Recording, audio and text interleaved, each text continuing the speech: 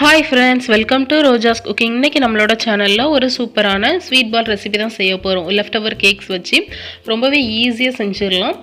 ரொம்ப டேஸ்ட்டாக இருக்கும். வாங்க இந்த ரெசிபி எப்படி செய்யலாங்கிறத வீடியோக்குள்ளே பார்க்கலாம். அதுக்கு முன்னாடி நீங்கள் நம்மளோட சேனலை சப்ஸ்கிரைப் பண்ணலாம், மறக்காமல் சப்ஸ்கிரைப் பண்ணிக்கோங்க. ஃபஸ்ட்டு இந்த ஸ்வீட் பால் செய்கிறதுக்கு நம்ம ஒரு ஸ்டஃபிங் ரெடி பண்ணிக்கலாம். ஒரு சாக்லேட் ஸ்டஃபிங். அதுக்கு ஒரு பவுலில் 2 டேபிள் ஸ்பூன் அளவுக்கு பவுடர் சுகர் சேர்த்துருக்கேன். 2லேருந்து 3 டேபிள் ஸ்பூன் வரை சேர்த்துக்கலாம். அப்புறமா இது கூடாலே 1 ஸ்பூன் அளவுக்கு டெசிகேட்டட் கோகோனட் சேர்த்துருக்கேன். இது ஆப்ஷனல் தான். அது கூடாலே ஒரு 2 டீஸ்பூன் அளவுக்கு கொக்கோ பவுடர் சேர்த்துருக்கேன். நீங்கள் வந்து கொக்கோ பவுடருக்கு பதிலாக மில்க் பவுடர், பால் பவுடர் கூட சேர்த்துக்கலாம். 2 டீஸ்பூன் சேர்த்துட்டு எல்லாத்தையும் நல்லா மிக்ஸ் பண்ணிக்கலாம். இது வந்து ஒரு சாக்லேட் ஸ்டஃபிங். நீங்கள் வந்து மில்க் சாக்லேட் மாதிரி பண்ணணும் அப்படின்னா நீங்கள் வந்து பால் பவுடர் சேர்த்துக்கோங்க, கொக்கோ பவுடர் ஸ்கிப் பண்ணிவிட்டு. இப்போ நல்லா மிக்ஸ் பண்ணதுக்கப்புறமா இதில் வந்து நெய் சேர்த்துக்கணும். நான் வந்து ஒரு 2 டேபிள் ஸ்பூன் நெய்யை வந்து உருக்கி மெல்ட் பண்ணி எடுத்து வச்சுருக்கேன். அதை வந்து நான் சூடாகவே இதில் சேர்த்துக்கிறேன். தண்ணி வந்து எதுவுமே கொஞ்சம் கூட இருக்கக்கூடாது. தண்ணி இருந்ததுன்னா உங்களுக்கு நல்லா கரெக்டாக வராது. அதனால் தண்ணி வந்து இல்லாமல் பார்த்துக்கோங்க. இப்போ இந்த நெய்யை வந்து நல்லா சூடாகவே இதில் சேர்த்து நல்லா மிக்ஸ் பண்ணிக்கலாம். மிக்ஸ் பண்ணதுக்கப்புறமா இதில் வந்து நான் வந்து வறுத்த முந்திரி பருப்பு வந்து சேர்த்துக்க போகிறேன். அதுக்கு பதிலாக வறுத்த ஜவ்வரிசி அப்படி இல்லைன்னா பாதாம் எது வேணாலும் நம்ம சேர்த்துக்கலாம். அது வந்து நம்மளோட விருப்பம்தான். நான் வந்து இன்றைக்கி வறுத்த முந்திரி சேர்த்துருக்கேன். கொஞ்சமாக சேர்த்துக்கோங்க. இந்த ரெசிபி ஃபுல்லாக வந்து இந்த அளவு இவ்வளோ அளவு தான் கிடையாது. நம்மளோட விருப்பம் தான் சேர்க்குறது. எல்லாமே நம்மளுக்கு எவ்வளோ தேவையோ அந்த அளவுக்கு சேர்த்துக்கலாம், அவ்வளோதான். இப்போ நல்லா மிக்ஸ் பண்ணதுக்கப்புறமா இதை ஒரு 10 நிமிஷம் ஃப்ரீசரில் வச்சு எடுத்துக்கலாம். இது நல்லா திக்காயிடும். அடுத்தால இன்னொரு பவுல் எடுத்திருக்கேன். இதில் வந்து லெஃப்ட் ஓவர் கேக்ஸ் வந்து கொஞ்சமாக எடுத்து நல்லா ஊற்றி எடுத்துக்க போகிறேன். உங்கள்கிட்ட வந்து ஏதாவது பிஸ்கட் இருந்தால் நீங்கள் அது கூட எடுத்துக்கலாம். பிஸ்கட்டை வந்து நல்லா மிக்சர் ஜாரில் போட்டு நல்லா பொடி பண்ணி அப்படி எடுத்துக்கலாம், நல்லாயிருக்கும். அதுக்கு பதிலாக ப்ரெட்டு கூட எடுத்துக்கலாம். இப்போ நான் வந்து கேக்ஸ் எடுத்திருக்கேன். இதில் வந்து சாக்லேட் சிரப் இருக்கு இல்லையா, அது வந்து தேவையான அளவுக்கு கொஞ்சம் கொஞ்சமாக சேர்த்து நல்லா ஒரு சப்பாத்தி மாவு மாதிரி பசைஞ்சு எடுத்துக்க போகிறேன்.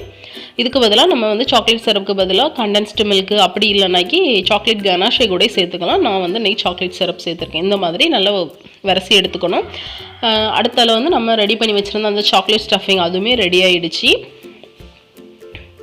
இப்போ நம்ம வந்து அந்த கேக் இருக்குல்ல, நம்ம பசஞ்சு வச்சுருந்தோம்ல, அதை வந்து ஒரு சின்ன பால் அளவுக்கு உருட்டி எடுத்துகிட்டு நடுசில் நம்ம ரெடி பண்ணி வச்சுருந்தா ஸ்டஃபிங்கையும் வச்சு பால் மாதிரி பிடிச்சிக்கலாம். உங்களுக்கு வந்து கொஞ்சம் டிஃப்ரெண்ட்டாக வேணும்னு நினச்சிங்கன்னா நீங்கள் வந்து ஒன்று கேக்கில் கண்டென்ஸ்டு மில்க் சேர்த்துக்கலாம். அப்படி இல்லைன்னா அது வந்து கொஞ்சம் நம்மளுக்கு இந்த கேக் வந்து கலராக இருக்கும், அப்படி ஒயிட் கலரில் இருக்கும். அப்படி இல்லைன்னா நீங்கள் வந்து அந்த ஸ்டஃபிங்கில் வந்து கொக்கோ பவுடருக்கு பதிலாக பால் பவுடர் சேர்த்துக்கலாம். அப்போ ஸ்டஃபிங் ஒயிட் கலரில் இருக்கும். இப்போ நான் வந்து நல்லா பால் பண்ணி இப்போ எடுத்ததுக்கப்புறமா இந்த வெள்ளை எள்ளு இருக்கு இல்லையா, அதை வந்து நான் வறுத்து எடுத்து வச்சுருக்கேன். அதில் வந்து நல்லா ரோல் பண்ணி எடுத்துக்கலாம். நீங்கள் வந்து இந்த வெள்ளை எள்ளு வேண்டாம் அப்படின்னு நினச்சிங்கன்னா சாக்லேட் இருக்குல்ல, சாக்லேட்டை வந்து மெல்ட் பண்ணி அதில் டிப் பண்ணி கூட நம்ம வச்சுக்கலாம். டிப் பண்ணிவிட்டு ஒரு பிளேட்டில் வச்சு நல்லா ஃப்ரிட்ஜில் வச்சு எடுத்திங்கன்னா நல்லா ஒரு கேக் பாப்ஸ் மாதிரியே இருக்கும். நல்ல டேஸ்ட்டாக இருக்கும். ரொம்பவே ஈஸியாக செஞ்சு முடிச்சிடலாம். இதே மாதிரி நான் மீதி இருக்கிற எல்லா பால்ஸையுமே உருட்டி எடுத்துக்க போகிறேன். ரொம்பவே ஈஸியாக குயிக்காக செஞ்சு முடிக்கக்கூடிய ஒரு ஸ்வீட் ரெசிபி. நல்லா டேஸ்ட்டாக இருக்கும். இந்த குழந்தைங்க வந்து கேக்லாம் சாப்பிடாம அப்படி இருந்துனாக்கி நம்ம லெஃப்ட் ஓவர் கேக்ஸ் இருக்குங்களோ அதை வச்சு ரொம்ப ஈஸியாக செஞ்சு முடிச்சிடலாம். அப்படி இல்லைனாலும் ப்ரெட்டு பிஸ்கட் வச்சு கூட நம்ம இதே மாதிரி ட்ரை பண்ணலாம். கண்டிப்பாக நீங்களும் இதே மாதிரி உங்கள் வீட்டில் ட்ரை பண்ணி பாருங்கள். ட்ரை பண்ணி பார்த்தீங்கன்னா எப்படி இருந்துன்னு எனக்கு கமெண்ட்டில் சொல்லுங்கள். இந்த வீடியோ உங்களுக்கு பிடிச்சிருக்குன்னு நம்புறேன். பிடிச்சிருந்து அப்படின்னா லைக் பண்ணுங்கள், ஷேர் பண்ணுங்கள், சப்ஸ்கிரைப் பண்ணுங்கள். நீங்கள் இன்னும் நம்மளோட சேனலை சப்ஸ்கிரைப் பண்ணலன்னா மறக்காமல் சப்ஸ்கிரைப் பண்ணிக்கோங்க. உங்களுக்கு எந்த மாதிரியான ரெசிபிஸ் வேணுங்கிறத எனக்கு கமெண்ட் பாக்ஸில் சொல்லுங்கள். இன்னொரு இன்ட்ரெஸ்டிங்கான ரெசிபியோட உங்களை மீட் பண்ணுறேன். பாய்.